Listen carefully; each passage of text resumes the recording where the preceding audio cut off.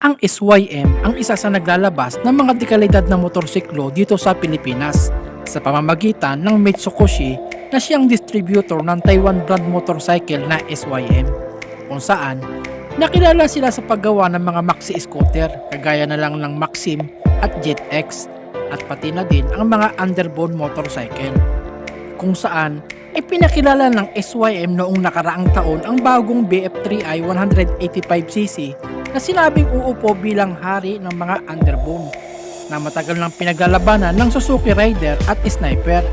Ngunit bago pa inilabas ang BF3i 185cc ay may isang motor ang SYM na inilabas noong 2016 ang talaga namang sobrang ganda at may pagkaastig ang forma na may pagkakahawig pa nga sa Sniper na may pagka-agresibo ang physical appearance.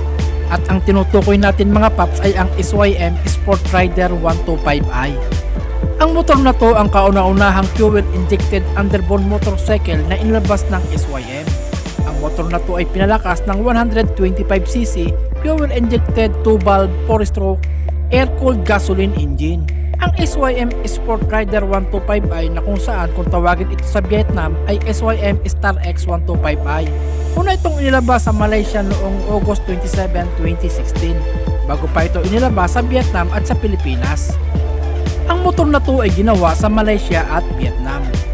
At narito ang ilang technical specification ng motor na to. Ang boring stroke ng motor na to ay 52.4mm by 57mm at ang compression ratio ay 9:5:1 at dumako naman tayo sa power ng motor na to, 7.0 kW at 8,000 RPM at ang maximum torque ay 10.8 Nm at 5,500 RPM. Ang transmission ng motor na to ay 4-speed rotary at dumako naman tayo sa preno ng motor na to mga paps, disc brake ang harapan at drum brake ang hulihan. At dumako naman tayo sa sukat ng gulong ng motor na to, 70 by 90 by 17 ang harapan at 80 by 90 by 17 ang hulihan.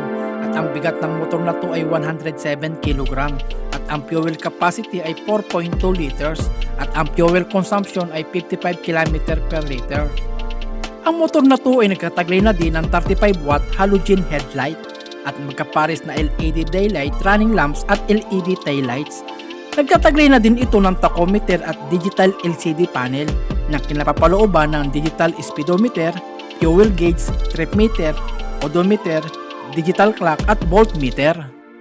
Ang SYM Rider 125i ay ibinebenta sa Malaysia sa halagang 5,777 Malaysian ringgit at 68,800 pesos sa Pilipinas. Sayang nga lamang mga paps at hindi nagtagal sa Philippine market ang motor na to at agad ding na phase out dahil na din siguro sa matumal ang bentahan mga paps kasi naman usong-uso that time ang mga scooter at sa presyong 68,800 malamang napiliin ng Filipino riders ang mga branded na motorsiklo kagaya ng mga scooter nung panahon na yon mga paps. Bali hanggang dito na lamang ang maikling content ko at sana'y nagustuhan nyo. Pakisubscribe na lang din po, then hit notification bell para updated ka po sa lahat ng video na aking ilalabas. Maraming salamat mga paps.